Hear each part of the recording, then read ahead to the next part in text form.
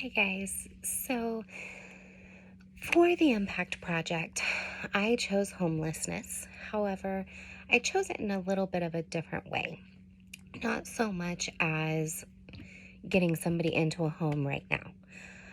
The aspect that I'm coming by is how do we make it a little more long term? So, in the society today, sympathy as far as homelessness is really going down. The statistics show that more people are going, it's just get a job. There's jobs everywhere. Whereas this is accurate, it's not as easy as it sounds. When was the last time that you applied for a job? Were you able to go in and apply for a job without having an address or without having a phone number? How about a social security card or a birth certificate? These are things that people really don't think about because it's such a, I guess, kind of a convenience for us that some people don't have. So it's easy just to go in there and grab your birth certificate and make a copy of it. Or it's easy to just jot down your address real quick. But in a lot of cases, you can't fill out a job application. You cannot get a job without having these things. So if you expect somebody who's already down and then just expect them to get up and get a job, but have doors slamming in their face left and right, then it makes it a lot more complicated and beats a lot of people down. When you get that far down, it's kind of like, why do I keep trying, So if we were able to do something to help these people along, and nobody's immune to homelessness. Tomorrow, anybody can lose their job. During COVID, I know I had a fear of losing my job and getting furloughed there for a little while, and I was terrified because I didn't know what would happen if I did lose my job. The reason we all work is to put a roof over our heads and food in our stomachs. And at any time, these luxuries that we take for granted can be taken from us, and not by even anything of our own doing. So when you get in a spot like that, there's really not a whole lot of resources out there other than, homeless shelters, which are fantastic and they do such a wonderful job for society. But go and stay for a night or two and then be in the same boat. There's nothing there to really help you along in the process. So what I'm proposing is every region in the state have an organization, a building that is supplied with showers so that people can come in and take a shower before a job interview. Have P.O. boxes that people can actually come in and put their names on and use that P.O. box as an address on their application. Have a place for mail to go to them. Have a telephone number available with a voicemail to where they can give somebody that phone number and they would have access to coming and getting their messages. Have social workers there available to help with taking the phone calls, making sure that you get your mail if it comes in the P.O. box. If somebody calls you for a job application and leaves a voicemail, having that to where we can then come to you and say, hey, this person called in regards to your application. They would like to do an interview with you on this day.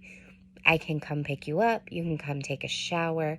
Donations would always be welcome for business casual clothing to where you can actually look nice going into your job interview.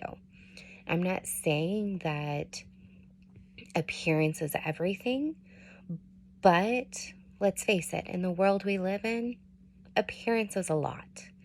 And especially when it comes to getting a job. You know, if you have two people that goes in for the same job opportunity, and you have one that lives on the street that had to walk 5 miles to get there, probably hasn't had a shower in a couple of days, may have slept on the bench outside the night before to ensure they made it to that job interview.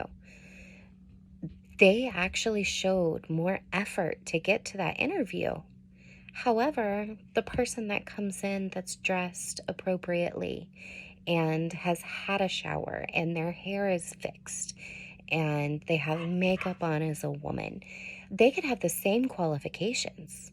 Chances are the person with the better presentation is going to get that job, which knocks the person that really put more effort in, but it doesn't appear that way.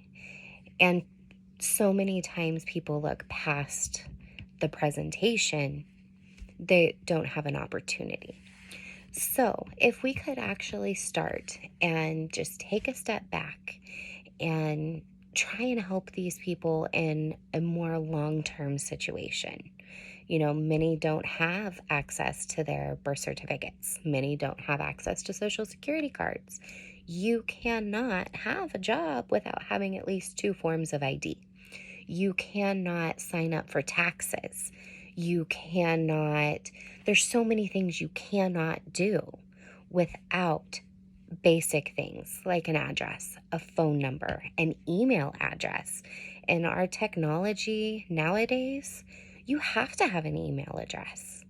There's so many things you can't do without having one. And internet access, that is a humongous one. So it's almost kind of like combining a career center into also a homeless shelter, but also social services.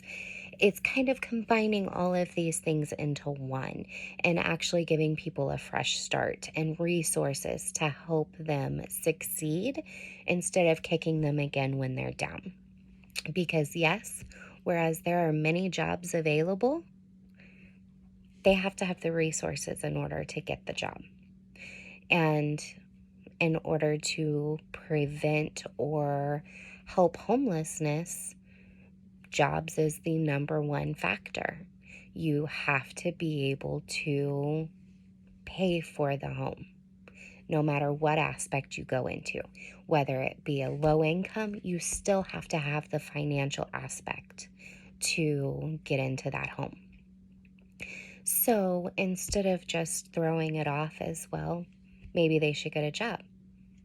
Maybe they would like to, but they don't have the resources or the way of looking for things that they need to. It's not as easy as it sounds. It's a lot of work to actually get that job, but it's a lot of luxuries that we look at that we forget are luxuries that some people don't have. So that's where this policy, I believe, would come into effect. It would help individuals on the micro level. It would help individuals macro, meso. It would help all of those things. It would help companies gain employees. It would help get people into homes, have more financial security, get people off the street, help environmentally. It would do so many different things that you don't even realize just by coming at it from more of a long-term solution as opposed to just a short-term. And as far as funding goes, you know, some of it would need to probably come from HUD housing. If they would allow even just a building or 400,000 of allotted funds specifically for the donation of a building in each region in Missouri to do this and try it out and see what happens, because it wouldn't just be on HUD. It would also be, you know, if we talk to Tri-State Water Coalition, if they could fund $1,000 a year towards the program, that would allow for 20 showers a day. 20 homeless people could take a 5-minute shower a day. That is huge. The average salary for a social worker in Missouri is about, on average, between 43 and 44,000 a year. So if the Department of Social Services would need to allow funding, I'd say probably about 350,000 a year from the bill 11 to go towards at least having two to three social workers there to help with finding jobs, transportation, taking down phone numbers, voicemails, helping these people in a much more broad aspect than just finding a bed. Donations would always be accepted. It's obvious through like Convoy of Hope. Donations are a huge part of that organization, and they do wonderfully, and they change so much.